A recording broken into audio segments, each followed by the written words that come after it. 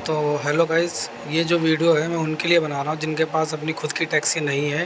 क्योंकि अगर टैक्सी अगर होती तो प्रॉब्लम नहीं है, लेकिन टैक्सी अगर नहीं है तो आपको बहुत प्रॉब्लम होने वाली है। तो इसीलिए आपको मैं वीडियो बता रहा हूँ आपको कहाँ रुकना है, कहाँ नहीं रुकना है। और अगर आपके पास में टाइम की कमी पड़ गई है तो आपको 2 से 3,000 5,000 तक की रूम आपको लेना पड़ जाएगा। चौपता में जो रूम है बहुत महंगे महंगे हैं, और रात में वहाँ पर टैक्सी नहीं मिलती है। और जो टैक्सी अगर मिलती भी है तो आपको वो बुकिंग करनी पड़ती है, क्योंकि वहाँ पे बस नहीं चलती हैं। और टैक्सी का जो किराया रहता है वो 10,000 बुकिंग का रहता है, 15,000 बुकिंग का रहता है। और जो 50 किलोमीटर में आपको जाना है तो आपको 4 से 5,000 रुपये बुकिंग पे देना पड़ेगा। तो इसीलिए आज मैं आपको ये बता रहा हूँ कि आपको कैसे इन सब से बचना है, और कम खर्चे में कहाँ रुकना है, और कैसे आप तुंगनाथ की यात्रा कर सकते हैं। ठीक है, तो हरिद्वार से आपको कैसे तुंगनाथ की यात्रा करनी है, या हरिद्वार से केदारनाथ जा रहे हैं तो केदारनाथ से कैसे तुंगनाथ की यात्रा करनी है, या फिर आप बद्रीनाथ जा रहे हैं तो बद्रीनाथ से आपको तुंगनाथ की यात्रा कैसे करनी है। ठीक है, तो सबसे पहले हम बात करते हैं हरिद्वार की। तो आपको क्या है, हरिद्वार आ जाना है। और हरिद्वार आने के लिए आपको बस या ट्रेन पकड़ लेनी है। और आप हरिद्वार किसी भी समय आ जाएं, चाहे रात में आ जाएं, लेकिन जो टैक्सी जो मिलेगी हरिद्वार में उसका जो बस का टाइम रहता है वो रहता है शाम के सुबह के 4 बजे से। तो इसीलिए अगर आप 11, 12, 1 बजे आ जाते हैं तो हर की पौड़ी पे आप आराम से घूमें। और वहाँ पे घूमने के बाद में नहा धो के प्रसाद वरसाद चढ़ाना तो चढ़ाएँ। इसके बाद सीधे आप बस स्टैंड पे आके बस पे बैठ जाइए, और 4 बजे जो है बस आपकी चलना शुरू हो जाएगी। ठीक है, और बस का जो किराया होने वाला है वो आपका 300 से 400 के बीच में रहेगा। अगर आप हरिद्वार से केदारनाथ वाली बस पकड़ते हैं, और आपको फिर उतरना पड़ेगा कुंड पे। ठीक है, और अगर आप पहले बद्रीनाथ जाना चाह रहे हैं तो बद्रीनाथ का किराया रहेगा वो 670 रहेगा। और अगर केदारनाथ जा रहे हैं तो केदारनाथ का किराया आपका 600 रहेगा। अभी हरिद्वार से बैठ गए हैं और हम सीधे कुंड पे पहुंचेंगे। तो देखिए, तुंगनाथ और चौपता एक तरफ हो गया और केदारनाथ एक तरफ हो गया। ठीक है, जिसको चौपता जाना है वो यहाँ उतर जाएगी, मतलब तुंगनाथ जाना है वो यहाँ उतर जाएगा। ठीक है, अभी इसका व्यू दिखाता हूँ मैं आपको। देखिए, वो तुंगनाथ के लिए उतर गए हैं सब लोग।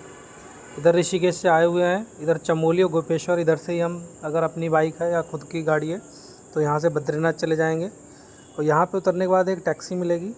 टैक्सी पे ये जो पुल है इसे बोलते हैं आपका तुंगनाथ, वो कुंड पुल बोलते हैं इसे, कुंड ब्रिज। ठीक है, ये जो ब्रिज है ये सीधे जो गाड़ियाँ केदारनाथ को चली गई। और यहाँ पे उतरने के बाद में एक टैक्सी मिलेगी जिसमें 9 या सवारी भरी जाती हैं, और हर सवारी का किराया जो रहता है वो 300 रुपये पर हेड के हिसाब से रहता है। और जिसका जो टाइम लगता है पहुँचने के लिए वो आपका 1.5 घंटे लग जाता है, 1.5 से 2 घंटे लग जाता है। ठीक है, तो अभी मैं आपको अपना जो हमारे साथ में हुआ वो मैं बता रहा हूँ, लेकिन आपको क्या करना वो मैं आपको अभी बता दूँगा। ठीक है, मैं फिर चौपता वहाँ पे पहुँच गया। और चौपता पहुँचने के बाद में क्या हुआ कि वहाँ पर मुझे जो टाइम लग गया चौपता पहुँचते पहुँचते, तो लगभग 1 बज गया था। ठीक है, 1 बजने के बाद में हमने वहाँ पर क्या हुआ, अपने बैग सारे जो है वो सबमिट कर दिए, मतलब 50 रुपये देकर भाई बैग वहीं पे जमा कर दिए, क्योंकि चढ़ाई एकदम सीधी है। और वहाँ पे हमने चाय नाश्ता करके फिर चढ़ाई शुरू कर दी। 2 बजे के आसपास हमने चढ़ाई शुरू कर दी। ठीक है, तो आप लोग भी क्या है, बैग अपने सारे के सारे बैग नीचे रख दें, फिर चढ़ाई शुरू करें, क्योंकि आपको बैग लौटते हुए ले जाना है। ठीक है, और कोशिश करें कि जल्दी चढ़ाई शुरू करें, क्योंकि चढ़ाई एकदम सीधी है। और इसके बाद में हमने चढ़ाई शुरू कर दी। ठीक है, अभी आपको चढ़ाई का भी दिखाते हैं क्या स्थिति रहती है और किस प्रकार से आपको चढ़ाई करनी है। और आप एक डंडा ले लीजिए जिसका किराया जो 50 रुपये रहेगा, और वापसी जब डंडा कर देंगे, वापसी दे देंगे तो आपको 20 रुपये वापस मिल जाएंगे।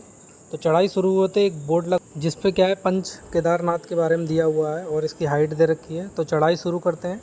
तो देखिए, चढ़ाई कुछ इस प्रकार है कि घोड़े खच्चर जो हैं वो कम चलते हैं यहाँ पर, और सीधी एकदम चढ़ाई है। और सीधी चढ़ाई में क्या होता है कि थोड़ा समय ज़्यादा लगता है, रुक रुक के चलना पड़ता है। केदारनाथ में क्या है, चढ़ाई है वो सीधे के बाद में थोड़ी फ्लैट में भी है, तो दिक्कत नहीं आती है। तो और बीच बीच में क्या इस प्रकार के कुछ आपको बहुत ही बढ़िया सुंदर नज़ारे मिलेंगे। तो आप क्या करें, यहाँ पर फ़ोटो ज़रूर ले लें, वीडियो ज़रूर बना लें। क्योंकि अगर आप सोचेंगे कि लौट कर हम यहाँ पर फ़ोटो लेंगे और वीडियो बनाएंगे तो आपका पॉसिबिलिटी हो सकता ना हो, क्योंकि लौटते समय आपको अंधेरा भी हो सकता है और मौसम भी ख़राब हो सकता है। क्योंकि आप बारिश का समय में जाएंगे तो आपको एक पॉकेट टाइप का आपको रेनकोट ज़रूर लेके जाना है, तो बारिश भी हो सकती है। तो ऊपर टेम्परेचर थोड़ा डाउन रहता है, तो आपका कोई बारिश का कोई भरोसा नहीं है, तो इसीलिए आप फ़ोटो लेते चलिए। तो और आगे आपको दिखाते हैं। देखिए किस प्रकार एक खड़ी चढ़ाई एकदम सीधी ऐसी पूरे तुंगनाथ मंदिर तक ऐसी ही चढ़ाई आपको मिलेगी। और ये शॉर्टकट है, ठीक है। चढ़ाई करते समय आप शॉर्टकट ना लें क्योंकि ज़्यादा थक जाएंगे, और उतरते समय आप अगर शॉर्टकट लेंगे तो जल्दी उतर जाएंगे, क्योंकि चढ़ाई करते समय शरीर बहुत ज़्यादा थका हुआ होता है। और आगे चल के कुछ आपको व्यूज़ दिखाते हैं, कितना बढ़िया व्यूज़ है। ऊपर जैसे चढ़ते जाएंगे व्यूज़ जो है, व्यूज़ के नज़ारे आपके अलग अलग होते जाएंगे। तो देखिए कितना अच्छा यहाँ पर व्यू दिखाई दे रहा है कि ऊपर चढ़ते ही व्यू कितना अच्छा हो जा रहा है, ठीक है। तो रास्ते में क्या हुआ, एक माता जी मिली जिनकी 65 साल की उम्र थी। वो माता जी का भी मैंने वीडियो बनाया। देखिए ये माता जी चल रही हैं जिनकी 65 साल की उम्र है और ये चढ़ाई करते हुए जा रही हैं। कितना इनके अंदर श्रद्धा भाव है, और ऊपर चढ़ गए हैं। अब हम लगभग मंदिर के पास में आ चुके हैं। यहाँ से जो मंदिर है वो उसकी डिस्टेंस लगभग 800 मीटर दूर है।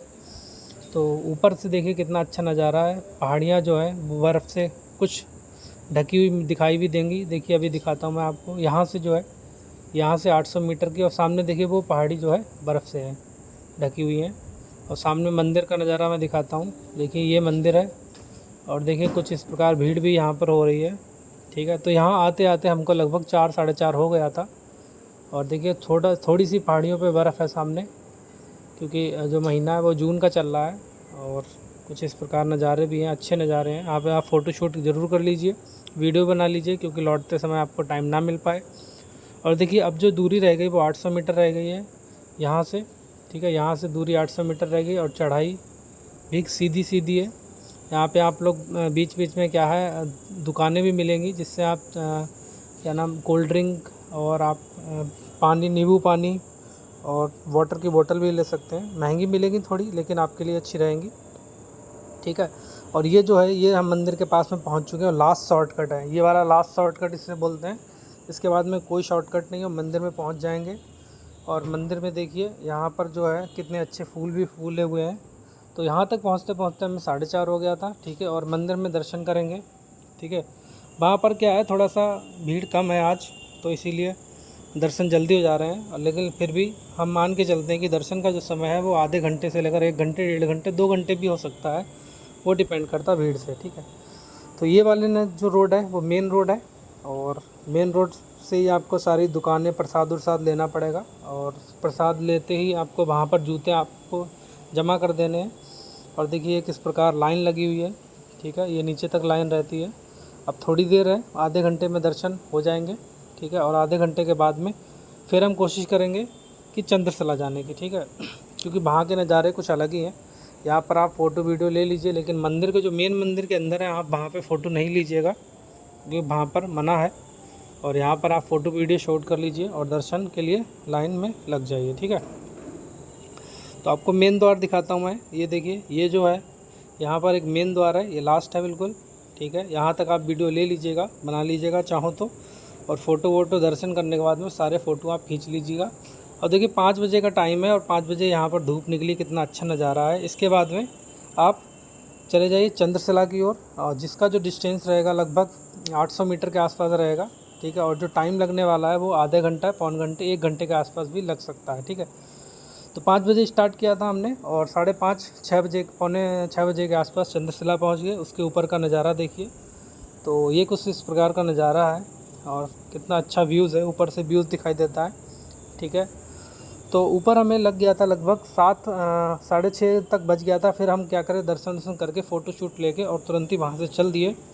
और 6:30, पौने 7 बजे वहाँ से जब निकले हैं, तो नीचे आने में हमें 1.5 घंटा ही लगा, मतलब, ठीक है।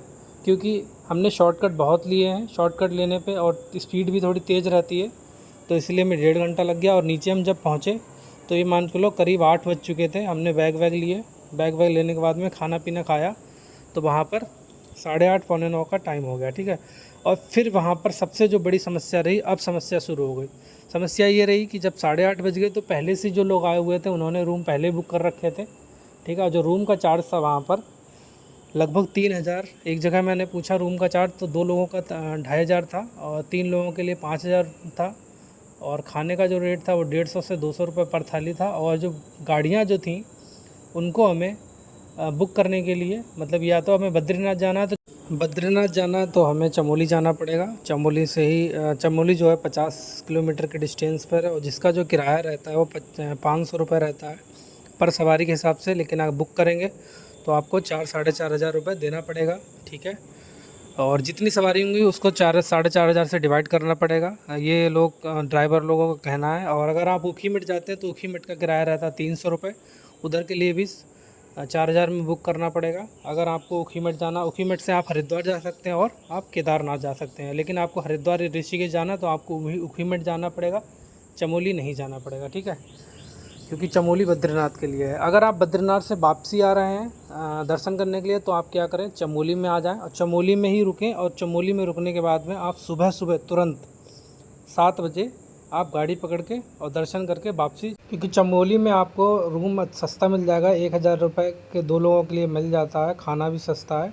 और चमोली में रुकने के बाद आप सुबह सुबह जल्दी 7 बजे उठ के और आप 8 बजे के आसपास, 8 साढ़े 8 बजे मान लो, आप पहुंच जाएंगे तुंगनाथ। और तुंगनाथ पे आप फिर क्या करें, जल्दी से जल्दी जाके ऊपर दर्शन करके 4 बजे या 4 बजे तक लौट आए, ठीक है। उससे क्या रहेगा, आपको सवारी मिल जाएगी। हरिद्वार अगर जाना है तो ऊखीमठ चले जाइए, केदारनाथ जाना तब भी आप कुंड या ऊखीमठ की तरफ चले जाइए, ठीक है। अगर आप केदारनाथ से आ रहे हैं, ठीक है, तो आपको क्या करना है, सबसे पहले सोनप्रयाग आना है। सोनप्रयाग से आपको डायरेक्ट गाड़ी पकड़नी है आपको गोपेश्वर के लिए, ठीक है, या फिर आपको कुंड के लिए। अगर आपको स्टे करना है तो आप क्या करेंगे, आप ऊखीमठ आ जाएंगे, क्योंकि गोपेश्वर से आप ऊखीमठ आ जाइए। आप ऊखीमठ रुक जाइए और ऊखीमठ रुकने के बाद में आप सुबह सुबह फिर उठिए और 7 बजे गाड़ी पकड़िए और आप 8 साढ़े 8 बजे आके और आने के बाद में आप दर्शन कीजिए और आप समय से 4 बजे नीचे आ जाइए और आप गाड़ी पकड़ लीजिए। ये आपका बेस्ट तरीका रहेगा। आपको स्टे करना ही करना है तो आप ये काम कीजिए, स्टे आप या तो चमोली कीजिए या फिर ऊखीमठ कीजिए, क्योंकि आपको एक दिन स्टे ज़रूर करना पड़ेगा। तो इसीलिए आप क्या करें कि इन दोनों जगह में से आप चॉइस कर लें और इन्हीं दोनों जगह में आप रुकेंगे तो आपका किराया एकदम सस्ता हो जाएगा और आप कम पैसों में घूम लेंगे और अच्छी तरीके से घूम लेंगे, ठीक है। अगर आपको सिर्फ तुंगनाथ ही दर्शन करने हैं तो हरिद्वार से आप डायरेक्ट ऊखीमठ आइए, ठीक है। तो ये कुछ जानकारी थी, अच्छी लगी हो तो कमेंट करें, शेयर करें।